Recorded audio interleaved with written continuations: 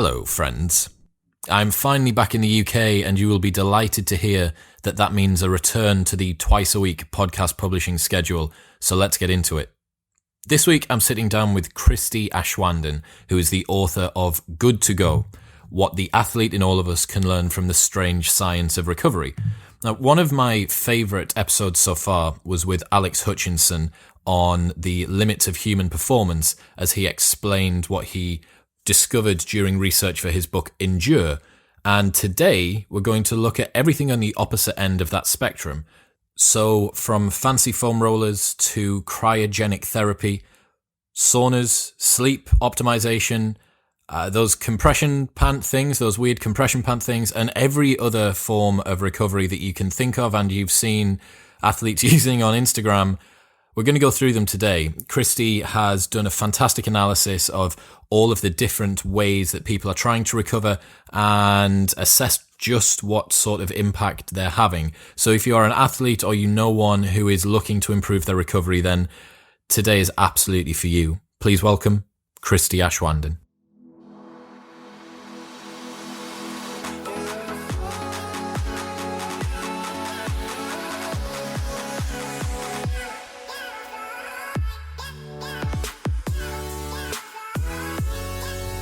Christie Aschwanden, how are you today?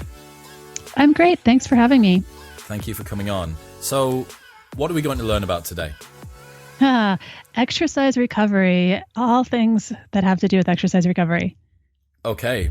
Recently, some of the guests will know that I spot on the back of your book that Mr. Alex Hutchinson, the man behind Endure, is a big proponent, a big supporter of your book. And obviously what he was talking about was a lot of the things to do within training, what's happening while you train and the experiences that you go through during a session. And you're now talking about everything else, I guess.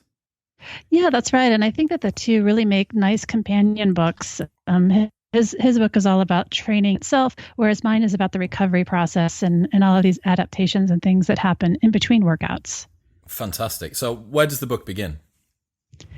It actually begins at a place called Denver Sports Recovery, which is one of many, I like to think of them as recovery spas that have popped up all around the U.S. I'm not sure, actually. Are these a thing in the U.K. as well? I'm going to guess, is it one of those places where there's a cryo chamber and you can get an IV drip of nutrients and stuff like that? Yes, right. Exactly. No, exactly. We are unfortunately in the UK. That's reserved for kind of elite level athletes. It's not the sort of thing you can go to a spa and have a massage and go in a hot tub, but that's probably about the top end, I think, of what you can get in the UK. Unfortunately. Yeah, that's interesting. I know that there are a few in Australia as well, but it's definitely become a thing here in the U.S. These places, you can go in and for a fee, there are all sorts of things. So it's not just massage and cryotherapy. You mentioned IVs, which is another common thing, but there are also all kinds of foam rollers. There are those, I call them squeezy pants, but they're pneumatic compression sleeves they're sort of like sleeping bags for your legs. You put them on and then they blow up with air and compress your muscles, and it frankly feels really nice. That's another popular one. They'll have ice baths, saunas, pretty much everything that you can purchase that would be used for recovery can be found at these places, at these recovery spas. Wow. Okay, so you're at this spa, and what's the story from there? Yeah, so that was kind of an introduction for me of looking at, okay, when I was an elite athlete, so I'll just step back for a second. I used to be a runner, then I became a cross-country skier and cyclist.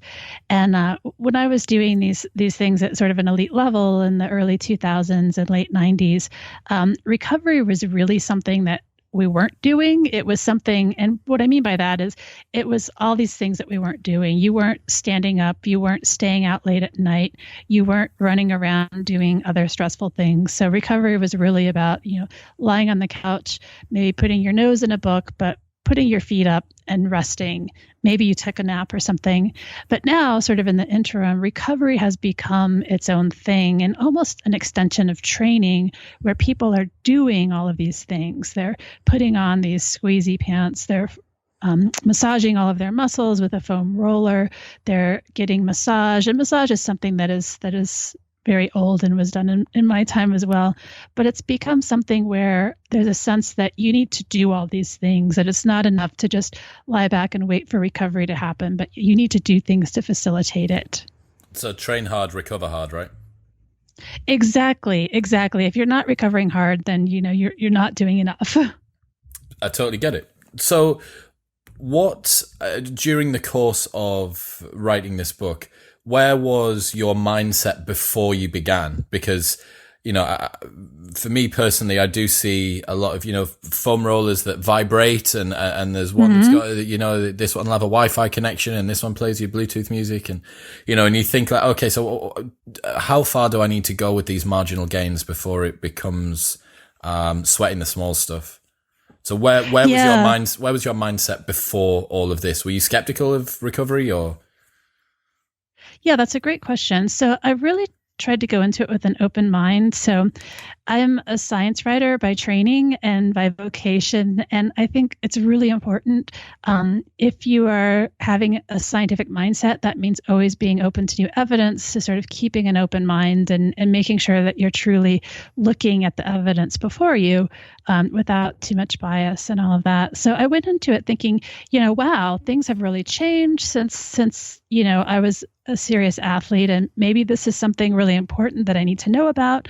But I also had a level of skepticism because I thought, this didn't always square with the things that I had experienced as an athlete and some of the things that I knew. So I guess I would say I went in with an open but skeptical mind. So it was sort of like trust but verify, I think is a really good mantra and an explanation of how I went into this. So I was definitely open to the idea that some of this stuff, this newfangled stuff, was really important. And in fact, I did find things that were good, and that there are some new things that I have adopted for myself after researching this book.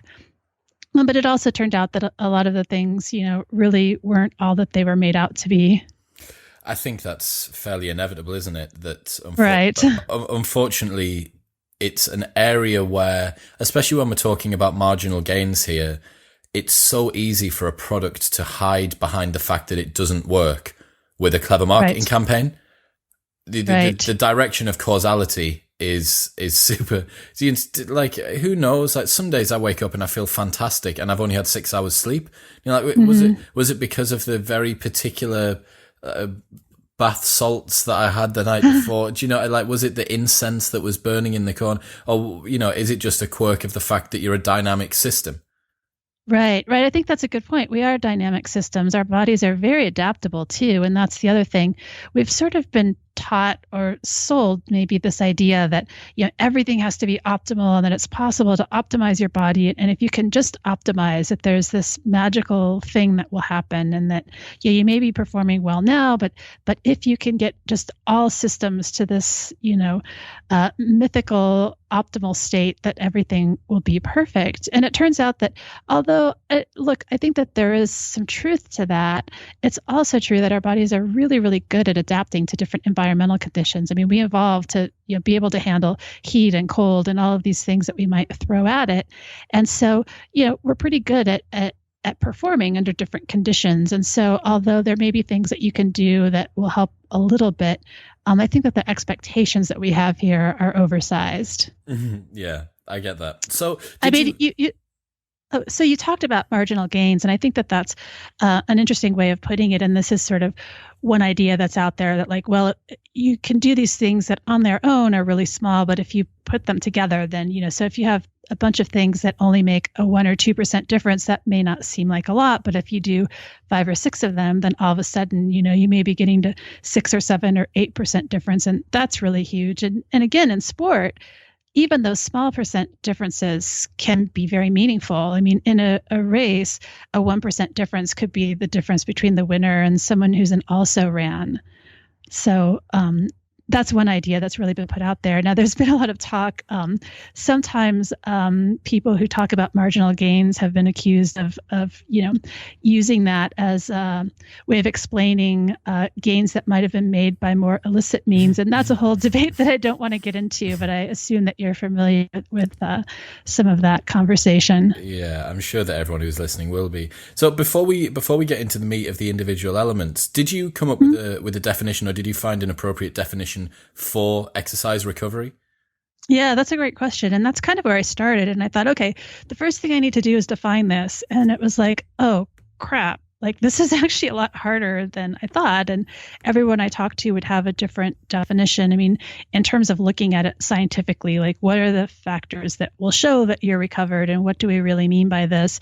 And so I guess I would just say that on its most basic level, I think recovery is really about a return to readiness. So you've done a hard bout of exercise, and recovery is basically, that just means that your body is recuperated, it's rested, it's ready to go hard again. So whatever processes need to go on in between those bouts have happened, and it's this return to readiness that really underlies it. Across the entire system. Right. Okay. So you found your definition. Where did you move from there? What were the first things that you looked into? So I started looking at, okay, what's really happening in the body when we're recovering? And, what I found, and this had squared with sort of what I had learned back in college and also my experience as an athlete, is that basically, adaptations that we make in response to exercise are things that happen not during the training itself, but in the interim. So you don't get stronger, while you are lifting the weights. You get stronger because your body, responds to that weightlifting that you did and makes changes. And so you're creating like microscopic damage in the muscles, and the muscle is rebuilding itself and sort of bolstering itself to become stronger for the next time. And so that's a really important sort of fundamental concept, is that recovery really is when these adaptations take place. That's something that I've heard from, even when you're a gym bro, when you're 18 years old and you start doing your first curls in the gym, you hear all about the fact that you don't grow in the gym, you grow when you sleep. And I think even then I had a massive amount of skepticism. I'm like, oh yeah, whatever, mate. Like, it's not, I just need to lift more weight. But your suggestion is that that's correct.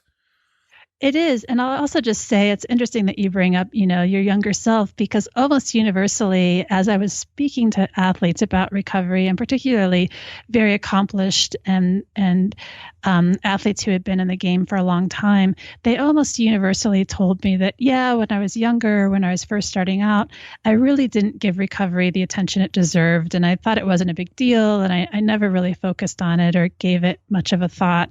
And as athletes age and as they get more experience, they realize, oh, wow, this really is, a lot of the magic here. And one of the things that I really need to pay attention to. And it's also true that as you get older, your recovery needs increase. So that's another reason that older athletes sort of have a better appreciation for recovery than younger ones. Oh, I mean, when you're young, when you're a teenage athlete, you're just made of rubber and fairy dust, aren't you? And you're capable of bouncing back from anything. And injuries, just you grow a new arm, and like you lose an eye, another one comes back. Like it kind of does feel a bit like that. But yeah, as you mature through your athletic career, you become chronically aware of your own mortality, I think. Absolutely. Yeah, to a fault, right? Yeah, totally. So you've defined what exercise recovery is. Did you create any broad categories of what contributes to that? Yeah. So there are a couple of things. And I think one really important concept that came to me, and I think is sort of unappreciated or underappreciated by a lot of athletes, is that your body responds to stress the same, whether it is physical stress or emotional stress. So in other words, we often, when we're thinking about recovery, think of it in terms of, okay, I did a hard workout today, or I didn't, or today was a rest day in terms of what my training was. But at the same time, don't give attention to, okay, what kind of stress is going on in my life? What's happening in my personal life? Am I stressed at work? Or if you're a student athlete at school? And these other stresses can be just as well stressful to your body as the physical stress. And so to really recover well, you need to address the other stresses, the psychological and emotional stresses in your life. And this is something that pretty much every good coach that I talk to has also sort of learned and tells their athletes that, if on your rest day you're dealing with stress at work or difficulties at home, you're not really resting, and you need to find ways to address the stress in your life. Did you manage to quantify the relative contribution to or degrading of recovery based on those factors versus the more physical ones? Yeah, I mean, that's a good question, but I don't think that it has a hard and fast answer. I mean, a lot of the stuff is just extremely hard to quantify. And I have a whole chapter in the book called, I believe, The Magic Metric, and that is all about sort of attempts to use data to quantify recovery and find ways to measure it. And it's really interesting. This is kind of a spoiler, but there have been so many different studies and looking at so many different physiological factors, but it turns out that in the end, nothing really trumps just this qualitative measure of how are you feeling. And things like mood actually are a much better predictor of overtraining than something like, something you could measure in a blood test or on a heart rate monitor. What's very interesting about that, and I'm sure that some of the listeners will be agreeing with me, is that in Endure by Alex Hutchinson, what he talks about is RPE, or as I've kind of readopted it, the rate of perceived discomfort, the RPD. Right. And he uses that, and he says, you can look, you can look at the lactate threshold and the VO2 max, and you blah blah blah, but the best determinant of someone's capacity to endure is how they feel under X degree of stress. And you're saying that this, I guess, what would we call it? Rate of perceived recovery, the RPR, perhaps, or the right. That would be the best overall aggregate global figure that you could give yourself. Yeah, that's right. In the book, I talk about some different attempts. So there are some measures that are like little tests or things that people can keep track of various factors. And again, it doesn't go down to one single thing, but looking at things like mood or paying attention to just sort of patterns in your life that people have been working on. And there are actually a couple of interesting apps and sort of computer-based or diary-based things that people can use. There's a really good, one of the best measures and sort of trackers for looking at overtraining and that athletes can use to prevent themselves from going over the edge, actually looks at mood states and sort of not just how you're feeling, like are you feeling tired or not, but are you feeling moody? Are you feeling depressed? Do you feel like training? So it was really interesting for me to learn that, like, I am someone who during my athletic career had some bouts of overtraining. And basically when this happens, you get in this hole and you can't get out of it. And no matter what you do, you're just tired, your muscles are blown, and you just can't, you're not coming back. Mm-hmm. And it turns out, and when I was in periods of overtraining, I almost always felt like I didn't feel like training and I didn't want to train and I was in a bad mood. And what I learned while researching this book is that those feelings and those moods were not, at the time I thought, wow, I'm really terrible here. What kind of athlete am I that I don't feel like training? But like, that's my body saying, take a rest, lay off for a while. And I think that this is really common though. And in fact, I have some stories in my book about other athletes of all sorts of different ability levels and sort of types of athletes who have gone through this. And it's almost universal. I think that if you are an athlete who's training hard, you're just really inherently driven. And so there's this idea that, your body may be telling you, I'm tired, and you think, I just got to push through this. And if I just go harder or do more, the rewards will be there. But it turns out that that's not how it works. It's so difficult. It's a very nuanced appreciation to know, am I giving up because I am stopping myself before my work is done, or am I giving up because I've pushed myself too hard? And this came up again with Alex, where I'm like, where do you draw the line between being a bit of a pussy, Right. both with your training and with your recovery. And how do you know that you're still pushing yourself hard enough? And I suppose the devil's in the details there. So if you were to take the foundations that you've found in terms of the basics of good recovery, would you be able to take us through those kind of what are the building blocks upon which recovery should be started? Yeah, so the most fundamental and important building block is sleep. I mean, it's really like if you were to ask me, like, tell me the one thing that works, it's sleep. And yeah, I would say that the top 10 or top 20 things that work for recovery are sleep, sleep, sleep, sleep, sleep. Like, it's really that important. It's sort of like sleep is the cake and everything else is just icing. It really, if you're not sleeping well and you're not getting enough sleep, you're just, everything else doesn't matter. And so sleep is a really important thing. And also just resting, and in the sense of relaxation, I guess I would say. So that sort of, and by relaxation, I mean this sort of overall holistic thing where you're not just sitting still and not exercising, but you're also reducing the stress in your life and you're feeling relaxed. Like that sort of rejuvenation and relaxation is really essential to sort of letting your body do the work that it needs. You're giving it all those resources to make those repairs and to make those adaptations that you're looking for. Was there a Goldilocks zone that you found for athletes who are training? Let's say that a typical athlete's training, between an hour to 2 hours a day, 5 days a week. Was there an appropriate amount of sleep, or does it vary massively person to person?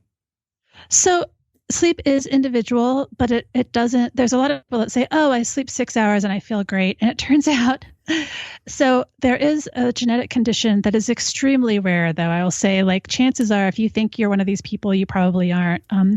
There's a genetic condition, though, where some people really, truly only need something like 4 or 5 hours of sleep. But this is something that runs in families. It's very distinct. It's not just like you think you feel okay if you get less sleep. It's something where people just fundamentally can't sleep longer. But most people who say that they get by fine and feel great on, say, 6 hours of sleep are actually fooling themselves. And what is true is that they are just extraordinarily well adapted to sort of coping with the impairments that they have on that much sleep. So they're actually fooling themselves. And there's some interesting studies, which I talk about in the book, where they look at people, who are sleep impaired. And what happens is the first night after you don't get enough sleep, you feel tired and you sort of know that you're impaired and you feel awful. But if this continues, what happens is you sort of stop noticing it. And that kind of cognitive impairment and physical impairment just becomes the new normal to you. And so while you think that you're coping well, you're not. And, probably if you asked, your coworkers or friends or whatever, they might be able to set you straight as well. Yeah. Okay. So sleep is important. We've said that. Is there a minimum amount that you would recommend for most athletes? I think 7 is kind of the minimum. And again, this is something individual. The very best way to figure out how much you need is to have, and one night isn't enough. If you're chronically sleep deprived, it's going to take you a while to kind of get caught up to where you're at some sort of baseline. But, have a few nights where you are not setting alarm, don't have any reason to get up, where you can just truly sleep as long as you want to, and see how much sleep your body wants. But I would say, less than 7, you're really playing with fire. And a lot of athletes, and having talked to a lot of athletes while writing this book, it seems as though many athletes prefer to get a minimum of 8. Yeah, I think so. For me, the listeners to the show will know that we are massive Matthew Walker evangelists on the show, and we've there was a podcast, if you haven't checked it out, it's in the 20s, I think maybe number 29, with Dr. Greg Potter from the University of Leeds, as we talk about the definitive guide to sleep. And in that we can talk about sleep hygiene, and the room needs to be a little bit cooler, and a hot shower before you go to bed, and the darkness, and do it in line with the circadian rhythm, sunlight exposure during the day and dark exposure at night, etc. It's all the sleep hygiene stuff. And the specifics of it aside, I think the bottom line is kind of the same as time under tension, right? It's like you can try and fine tune your environment as much as you want, but it's the equivalent of buying a really nice pair of running shoes and never going out for a run. You're like, look, just go to sleep and get some sleep for a bit. Right. Absolutely. And so much of it, like you say, is really about building good habits. It shouldn't be a special thing that you're trying to get more sleep before a competition or after a hard workout, but that it really becomes like the way that you live, an important part of your life. And really, I think that it's important to note here that one of the ways that one of the things that needs to happen for this to, for you to get good sleep is to prioritize it. We're just in an era where we have things constantly at us and vying for our attention, and it's really easy to get caught up in screens and different things. And you just have to say, look, sleep is a priority for me, and it's something that I'm going to prioritize over, there may be other things that you have to give up or that you have to give lesser attention to in order to get that sleep. But until you prioritize it, it's not going to happen for you. Yeah, I get that. So sleep is important. How about recovering through our diet? Yes, good question.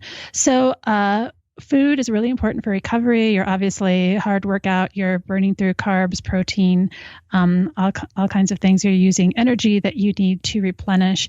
Our muscles are fueled on glycogen. So you have these glycogen stores. And so after particularly an endurance workout, these can be depleted. And so you want to replenish those stores. That what I found out while researching the book was kind of interesting. And that is, yes, nutrition is absolutely important. Of course it is. But we've kind of made it out to be something more precise than it is. So it's important to get carbs. It's important to get protein. And as you get older, protein becomes a little bit more important too. This is a little bit preliminary, but it seems as though as you get older, your body's ability to sort of take up protein becomes a little bit impaired. And so you really need to be sure not to skimp on protein as you get older. And obviously, if you're doing strength training or things that are really taxing your muscles, where there's going to be a lot of repair going on in the muscles, then protein is important. But this idea that there's this magic window, recovery window, under which you have to get these nutrients in to optimize your recovery.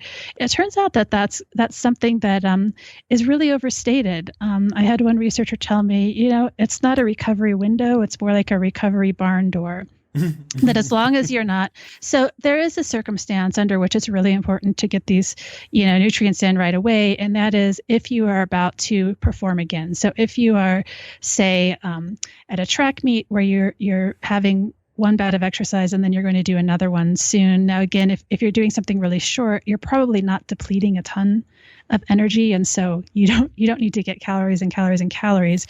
A small snack will do it. But unless you're going to perform again, within the next 10 or 12 hours, something like that, it's perfectly fine to just have your next meal, have a regular meal, eat what you would eat. You're going to be okay.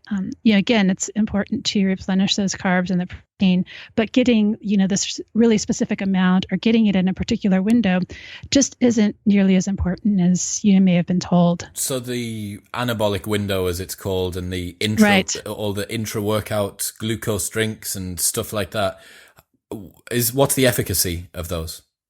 Yeah, so it turns out, here the timing, it's not the timing that's magical, it's the nutrients themselves. So like there are some studies looking at timing of protein, and it's like, it turned out that it didn't matter. You could eat the protein before the workout or during the workout or after, and like the results were sort of the same. It wasn't, that perfect timing that was making the difference. It was just that you were getting those nutrients to begin with. And so it looks as though protein spread out throughout the day is a really good approach rather than trying to take it all in one bolus right after a workout. Like it's fine. You want to have protein in your diet. You need to have carbs, particularly if you are doing endurance exercise. And I know I'm very familiar. I know that there's a debate going on about whether, this high-fat, low-carb diet is good for athletes. And some people are proposing that. But I think a lot of research is just showing that, when you exercise hard, you do deplete carbohydrates, and that's what your body's fueling itself on during those bouts. I was going to say, what's your stance on people doing marathons on keto? I actually think I don't have like a really strong stance on this. So if you go and look, I actually wrote a story for 538 where I'm the lead science writer a few years ago. I believe the headline was something like, "You can't trust what you read about nutrition." Maybe you can put it in the show notes. but basically looking at nutrition studies. And it turns out that nutrition is just a really difficult thing to study. And a lot of the things that we think that we know about nutrition are based on pretty shoddy methodology and studies that aren't nearly as definitive as we've been led to believe. I think that there are a lot of ideas out there about diets. A lot of it is more sort of religion than science. People sort of take their stand. And I think that it's totally legitimate for athletes to try different diets. And, if someone finds that a keto diet works for them, go for it. I don't see any reason to tell them they absolutely can't do that. I'm not convinced that it's performance enhancing. I mean, there was Louise Burke did a study of race walkers, elite race walkers, where she had them on this diet and it did not seem to improve performance. But, there are people that swear by it. And I do think that diet is something that's worth playing around with on an individual level. But I think that we just don't have the evidence on a level of granularity that we want. We want to be able to say, if you eat exactly this much of this nutrient or this food or this, that, or the other thing, we'll get this outcome. But those things that we're looking at are so complicated that it's really hard to attribute that to one food or to one component of food. And so what ends up happening is, you have what are probably small effects getting drowned out in a lot of the noise with the complexity of these issues that you're looking at.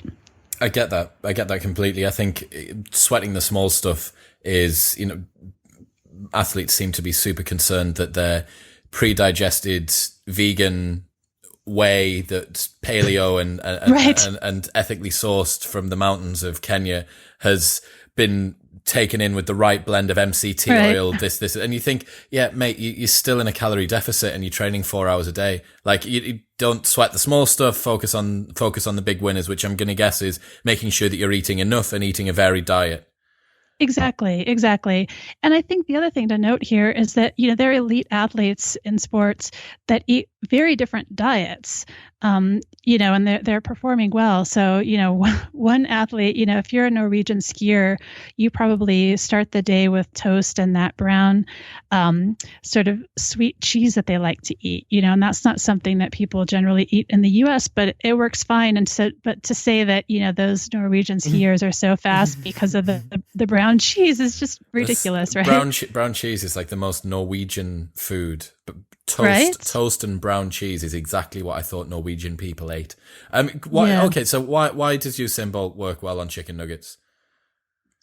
Oh, well, I think it's an example of just showing that here you've got this guy who's the world's best sprinter, right? And so you can decide that he needs to eat this super specific special diet. But what he decided when he was at the Olympic Village in Beijing and was worried about eating the local food because it was unfamiliar to him was that he was going to go for the thing that he knew he liked. He knew that, he could digest it without problems. And so, he ate a bunch of chicken nuggets at the Olympics and won a bunch of gold medals. And, to suggest that the chicken nuggets were the secret behind the gold medals is ridiculous.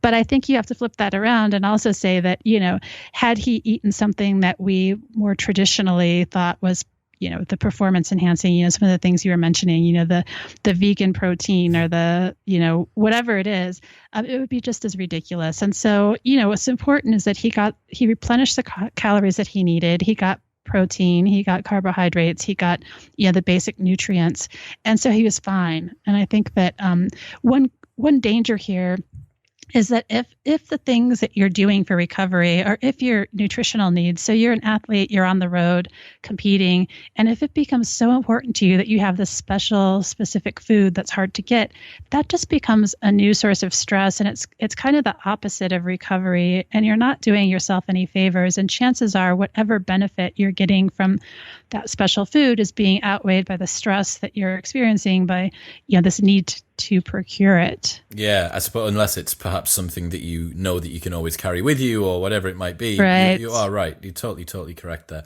So you touched earlier on upon massage, soft tissue work, foam rolling and other techniques like that. Moving into that, what does the science say? Yeah, it's really interesting. So I think massage is one of the most popular recovery modalities. I know I'm a huge fan. I love it. I think most athletes like it. And, when you look at the science behind it, there are a lot of claims that are made. So for instance, that it's flushing your blood, that it's getting lactate lactic acid out of the muscles, and that's important. And I'll just say that whenever someone tells me that something works by flushing lactic acid, I'm sort of like, okay, that doesn't hold up, because we used to think that lactic acid was what made you sore after a hard workout, and we now know that that's not the case. And regardless, it turns out that your muscles are really good at clearing lactic acid on their own. So by the time you're using one of these things, the lactic acid is probably gone to begin with. But with massage, there are claims that are made about this, or hormones, or flushing lactic acid, and those don't seem to stand up. But what massage really does, and almost universally does, is it makes people feel good. It makes someone lie down for an hour and relax. And they're not looking at their phone. They're not thinking about other things. They're just sort of actively relaxing. And I think, at its most basic level, that is recovery. Anything that makes you feel good, anything that allows you to take some time out of your day to really give your body a chance to rejuvenate and to relax, that's recovery. And that's working. Like, we could consider that working.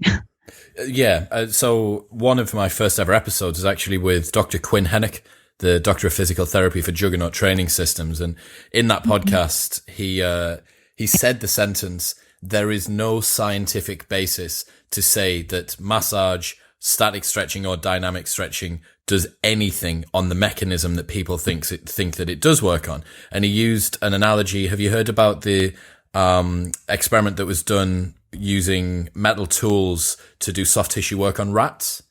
Have you seen this? Oh, it was little mice. I think so. Little mice ACLs. So they ruptured the mice's ACLs, and then they did some work with steel tools. And one iteration of the study, they used it for soft tissue work, and in another one they didn't do anything. And they did find that in the iteration of the study where they used this tool, that the recovery was quicker.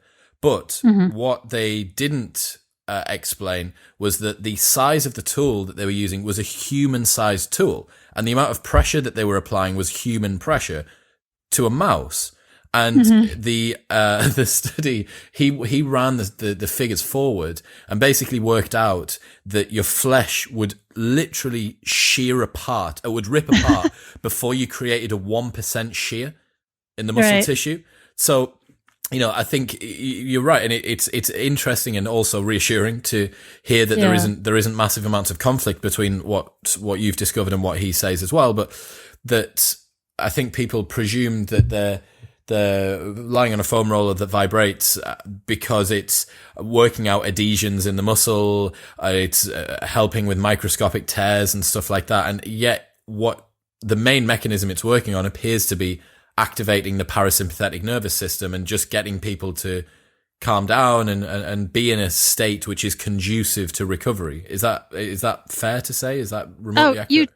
You just explained it right there. I mean, it's just as you said, that it's not. So one thing, this was sort of a recurring theme in my book, is that there are a lot of things that people said worked and claimed worked, and really, were like, you can take this, over my dead body, take this away from me over my dead body. But oftentimes the explanations that were given didn't hold up. So it wasn't that it's not working, but it may just not be via the mechanisms that they say. And you've just explained it quite well about massage, and particularly things that seem to target fascia. And it's interesting because fascia is something that's, this is an area of a lot of research right now, and I think it's very early days. So there's a lot more we don't know than that we do about fascia. And it may end up that, there are things that we have not yet come to understand. So, in terms of whether foam rolling is good or bad, I would say that right now the science that we have suggests that, a lot of the way that it's working is really through the nerve system. It's not so much that it's some physical mechanism there, but we're still, it's still early days with this. So there's lots to be discovered, right? There's lots to be discovered. And so my advice here is just sort of like, if you're doing it and you feel like it makes you feel better and you feel like it's quote unquote working, then keep doing it. There's nothing that I found that was like, oh my God, foam rolling is terrible, stop doing it. At the same time, I did not find any compelling reason why it should be done. So if you're someone, and I've had multiple people tell me, please tell me I can stop foam rolling. And if you're one of those people, I hereby give you license to not do it. Divorce yourself from your foam roller. You don't need to take you don't need to take custody of the lacrosse balls. You can leave that with the foam roller in your kit bag. One thing that's just come to my mind there, did you look at recovery in short bouts? So let's say that someone's doing a 5x1 mile or 5x400 meters with, a couple of minutes rest in between. Did you look at that super short period recovery and what people can do? Because I am used to lying on the floor and hoping that the world will stop spinning, but I have been told by numerous coaches that I need to stand the fuck up. So did you look at that? A little bit. So there is some evidence potentially that in that sort of scenario that a little bit of massage can be helpful, that sometimes something cold might help. But really, one thing that's really great is just really light exercise. I mean, when I was a high school runner, we used to call it a warm down or warm up, right? Mm-hmm. And so, but that easy activity, it could be, on the Tour de France, oftentimes you'll see the guys spinning on their trainers after a race, but where you're just sort of keeping the blood flow going so that the muscles are warm, that you're still doing some motion without it being taxing. Why is that a good idea? Because, for me as a lay person thinking about the body, I think, right, it's worked as hard as it can. Now it needs to not work as hard as it can. Whereas this is more like a middle ground. Right. It's kind of a middle ground. And I'll just say that we don't have compelling evidence that this is like absolutely necessary. And, an interesting thing that I learned while working on this book is that so many of the things that we do in sport are based more on sort of like, we've been doing this, it seems to work, and beliefs about like, well, this is how we did it before and we've had success, than on hard scientific evidence. And this isn't to say that like people don't care about evidence or they're trying to push off things that don't work, but just that the stuff is really hard to measure sometimes and it's hard to study. And so if something's working, there's a lot of compelling, or, if it's perceived to be working, there's, compelling reasons there in many cases to keep doing it. And so, if we don't know for sure whether it's good, then a lot of people will say, well, I like it. So some cases that may be, and that's good. That's good enough. Yeah. Yeah. Okay. So we talked about the cryo chamber stuff, like these super cooled kind of tanks that you step into, right? And it goes to some insanely low temperature. Yeah. Yeah. It's quite an adrenaline rush, I'll say. Just how cold does it feel? 'Cause I've never been in one, and I step outside my door sometimes in the middle of January in the north of England, and I think I could last for about 5 seconds. So it's about that cold. Okay, fair enough. Proxy, so I mean, does it work, and is there any evidence to suggest it works? And I could not find any compelling evidence that these cryo tanks were performance enhancing or recovery enhancing.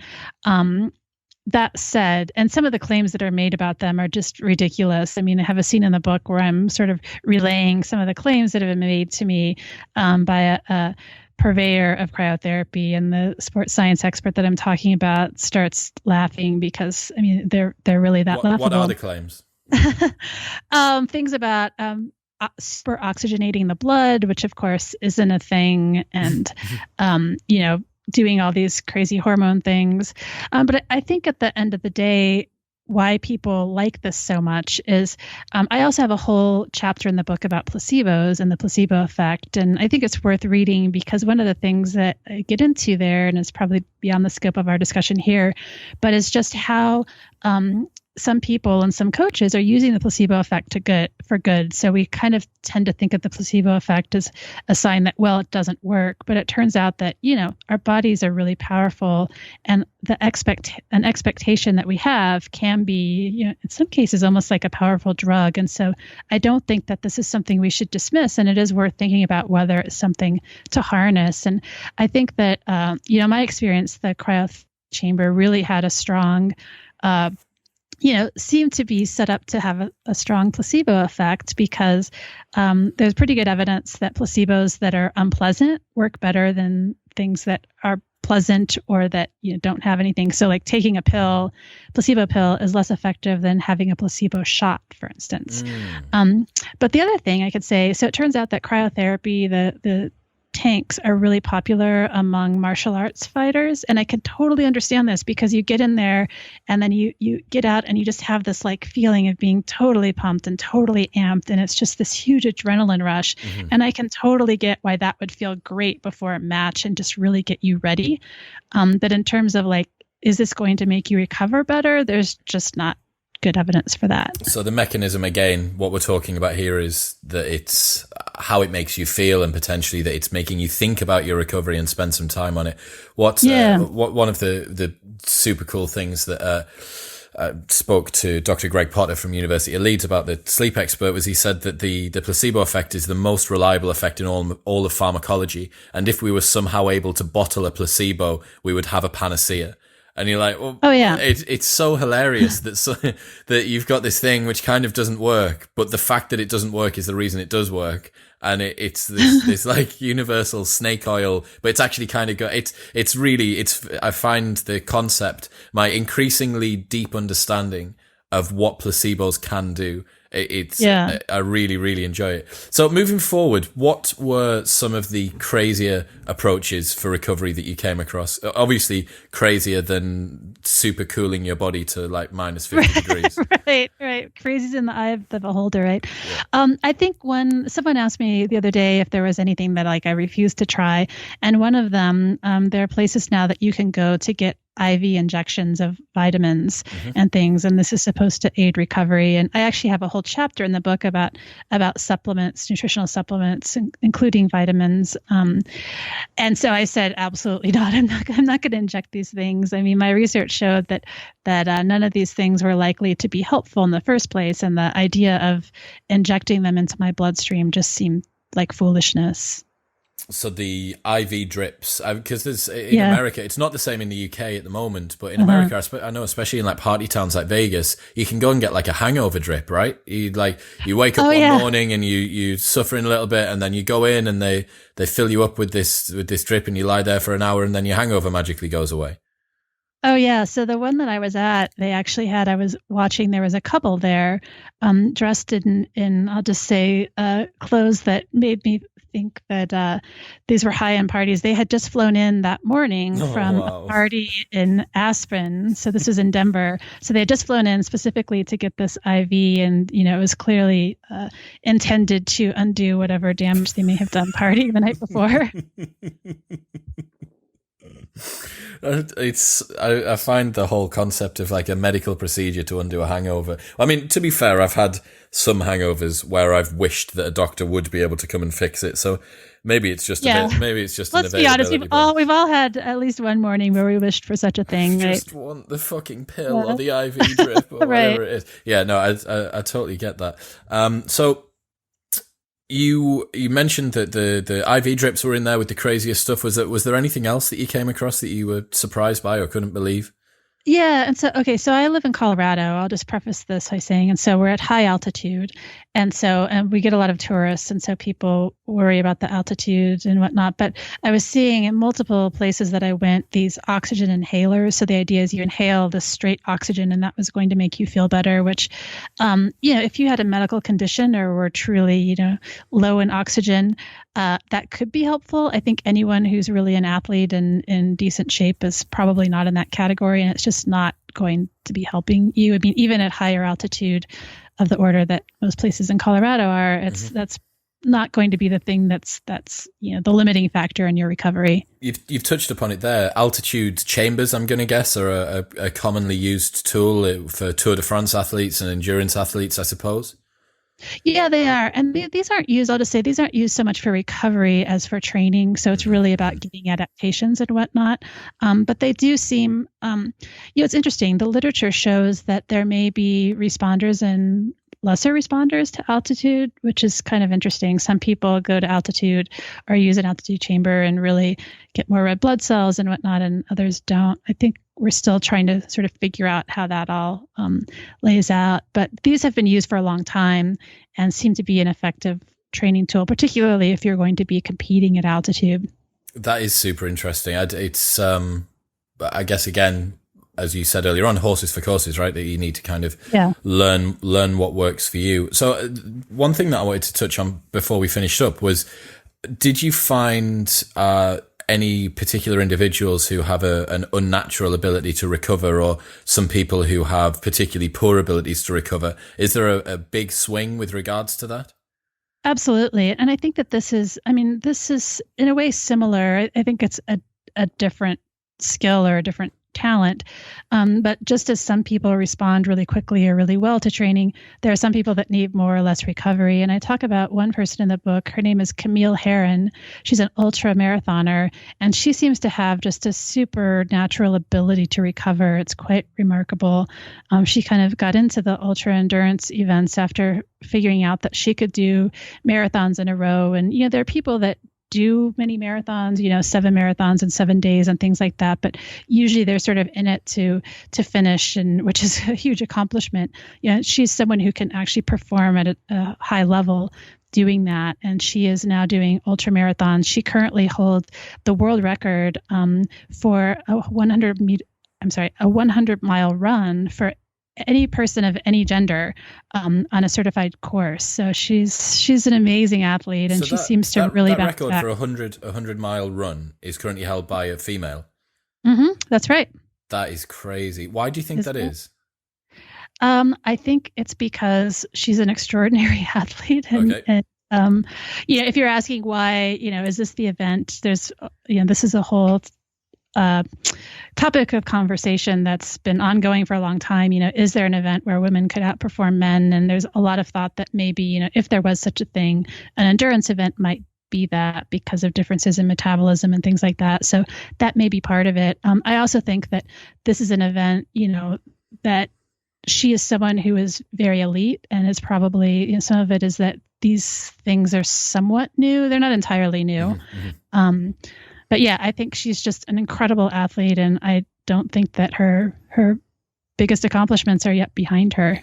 Wow. I mean, that's to have an event like that, which is ultra running, where you wouldn't have considered a woman to be winning the 100 meters, and you roll that forward and you go, well, why is 100 miles any different? As far as, I didn't know that fact. And in my experience, the main endurance event that women had an advantage in, as far as I knew, was swimming, long distance swimming, because of the particular makeup of their body and changes in buoyancy and their ability to move through the water and stuff like that. But to hear that the 100-mile race is currently held by a woman, that's really cool. Yeah, it really is. It's really awesome. So, Christie, can you tell the listeners where they can find you online and where they can find your book? Yeah, so my book is www.goodtogobook.com, and you can find me on Twitter at cragcrest. That's CRAGCREST, as in like craggy crest. It's a place name. It's actually the name of my favorite trail run. And then my website is my name, ChristieAschwanden.com. Fantastic. I will make sure that the link to Good to Go and all of your socials, plus some good articles that we've spoken about, will be in the show notes below. I had one other little thing to plug, and that is next month. So in mid-February of 2019, I'm launching a new podcast. It's a little bit of a departure from what we've been talking about, but it's called Emerging Form, and it's a podcast about the creative process. My co-host is a poet, and we basically spend 30 minutes each episode talking about some creative conundrum, and then we bring on a guest to help us answer some questions. And I do think that there are a couple of episodes that would be interesting, though, to athletes as well. One of the ones that I really like is about talent and whether it's necessary, and so we have a pretty good debate about that. That sounds fascinating. Yeah, you can find it. It hasn't launched yet, but it will soon. And it's at emergingform.com. Amazing. Well, once that's up, make sure that you send it across and I will fire it out to the listeners. But in the meantime, hopefully we will have helped some people understand their recovery. I genuinely think that if if everyone was to go back and listen to Alex Hutchinson's episode where he talks about endurance and then comes to this, hopefully we've got, your training sorted and your RPE, and then you've got your recovery sorted and you've got your RPR, and now you just need to go and sleep and then lift some weights. That's right. Absolutely. Thank you very much for your time. Thank you for coming on today. Oh, thank you for having me. It's been my pleasure. Bye-bye.